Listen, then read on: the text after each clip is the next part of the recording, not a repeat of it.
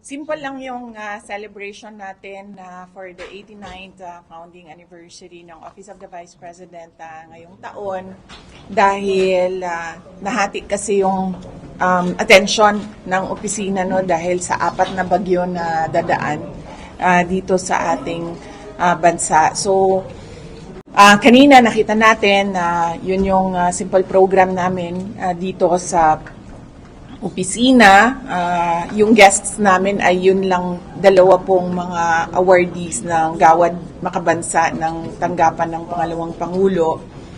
Gusto namin i-highlight yung mga kwento nila ng patriotism at pagmamahal sa kapwa. Si Jundel Escorel and si Christopher De Luna. Sila yung mga special guests namin sa aming anniversary program. Yung mga satellite offices naman namin, meron silang mga hinanda na mga activity projects sa areas ng Makato, Boracay, Tikaw Island, Hingoog, Talakag, Bukidnon, Lingayen, ulit. Okay, sa Butig, sa San Fernando, sa Batuan, sa Mayoayo, sa Hingoog, sa Dulag, sa Makato, sa Malay, sa Lingayen, Talakad, Isabela City, at sa National Capital Region, kasama na ang Ifugao.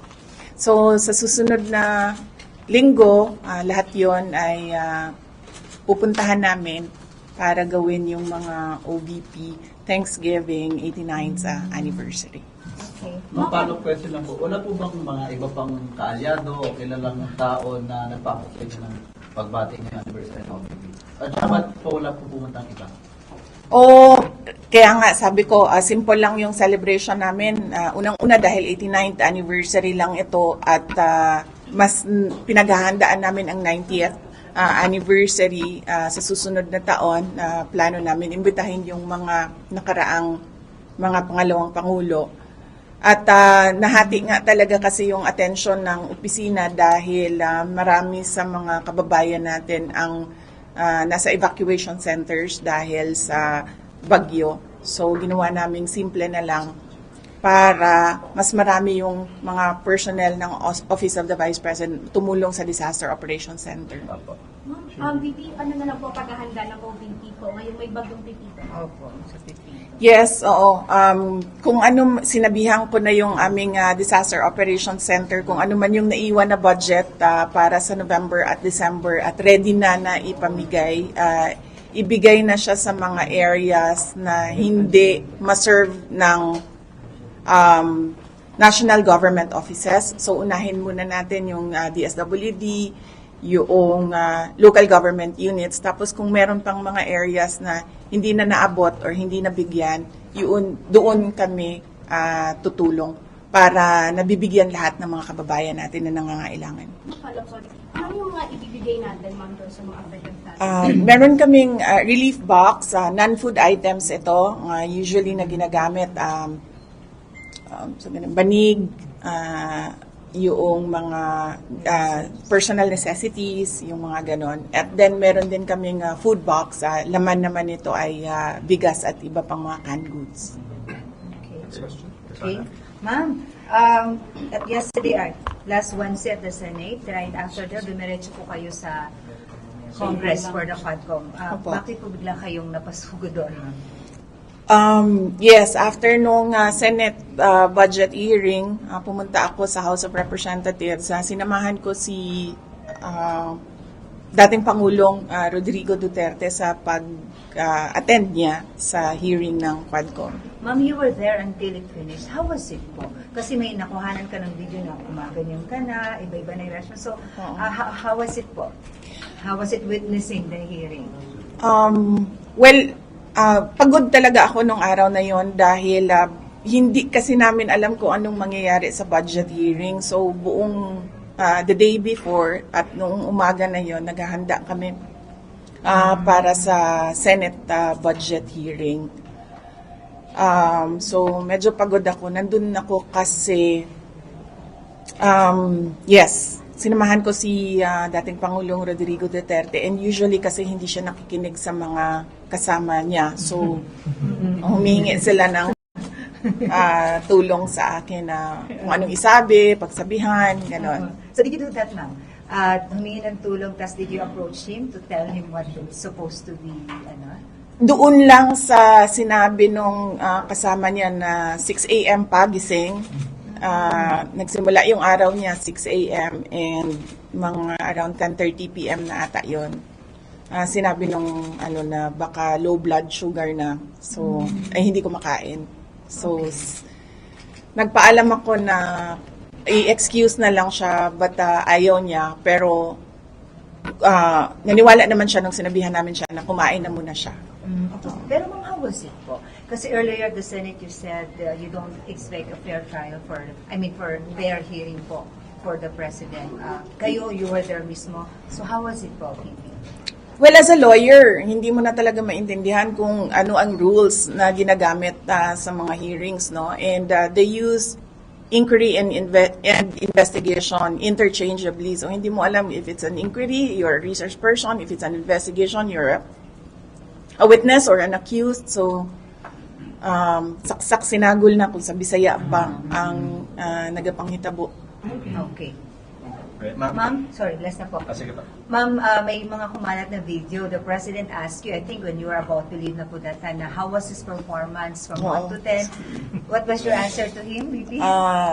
Sabi niya, kumusta yung performance ko? And I said, best dramatic actor. Sabi niya, you have to rate me from 1 to 10. Sabi ko, you're at 12. But he was really at 12 now. Yes. Ma'am, bakit best Yes. dramatic actor? Kayo na lang yung umintindi. Nakikita niyo naman sa ginagawa niya eh.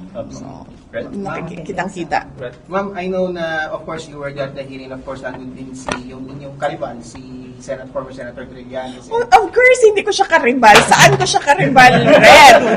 Pero ma'am, kasi parang niraise yung former... No contest, Red, ha? Nirehash na mga, yung mga bank accounts po ni former President Duterte, ni Mang Adilet, saka sa inyo daw, na joint account daw. And sabi po ni PRRD na he's willing to quote him, magbigti daw po in public, and he will also push you and your brothers, Pongpulong and Mayor Baste, to resign daw, pag totoo daw po yung bank accounts. Your reaction po, ma'am? Oo. Actually, yung listahan ng bank accounts, madami yan eh, di ba? Noong, was it 2016 na nilabas? Oo. Hanggang ngayon, may file ako niyan. Kasi nung lumabas yan, isa-isa ko pinuntahan lahat ng bangko. At tinanong ko sila isa-isa sa mga nakapangalan sa akin at yung mga accounts. Meron talagang mga accounts doon na hindi alam ng bangko, hindi ko rin alam, pero nandoon siya sa listahan. So, tinatanong ko yung bangko, bakit may ganito? Sabi nila baka non-existent talaga yan na mga accounts. So, meron akong accounting even nung mga sinasabi nilang transactions, tinanong ko din yan sa bank. Okay, sa akin naman po, may buntag, ma'am. While you were at the House Committee on Good Government, ma'am, they handed over a letter of invitation sa Good Government and Public Accountability. Yes. What was your initial reaction po, and pupunta po ba kayo dun sa next hearing? Initial reaction ko, siguro narinig nila yung hearing ko sa Senate kasi yung interview ko sa Senate na narinig nila kasi tinanong ako doon bakit hindi ako pumupunta sa mga hearings. Sinabi ko kasi hindi ako naiimbita. Totoo yun. Nakalimutan ata nila na imbitahin ako. Inibitan nila ako isang beses lang doon sa unang-una. Pumunta ako, umupo ako doon, hindi man nila ako tinanong. Kung nakikita nyo, nakaupo lang ako doon. Nasasayang yung oras ko, kaya nagpaalam ako kung pwede akong umalis. Pinayagan naman nila ako na umalis ako. So, hindi ko alam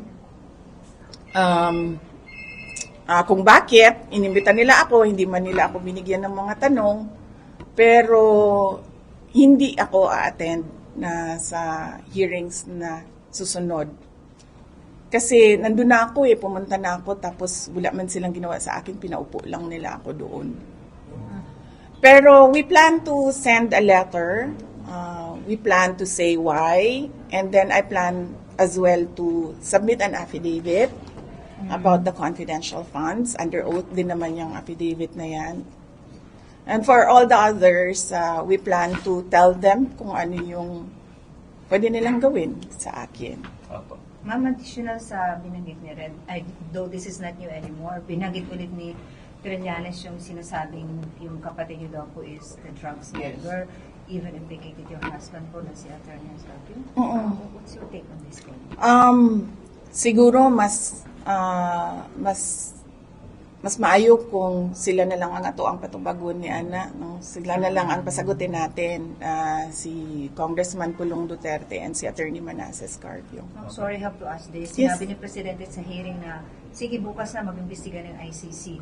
Are you worried about this statement? Kasi parang palabas na rin ang Malacanang saying na if the President will surrender himself, parang wala na rin silang magagawa. It's best to be answered by the lawyers. Meron din akong lawyer sa ICC, but hindi kami nagkausap kasi after nung hearing, so hindi ko alam kung anong way forward nitong ICC. Opo. Pero you think, ma'am, the family has to prepare doon sa naging statement ni Presidente? I mean, the PRRD po. Siya siguro ang dapat maghanda kasi siya yung mauunang dalhin doon Pero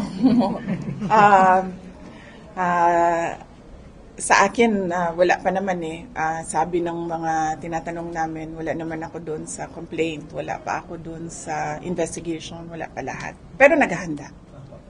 Alright. Thank you. Thank you. Ma'am, may request kami. Anniversary ng OVP Media Week. Kahit dito na lang. Pakita sa nilo. Yay. Pwede tayo na maayos ha. Pwede maayos, guys. Magsisipra sa inyo. Reporters muna. Ay, ito. Iba-iba. Kasi di kasya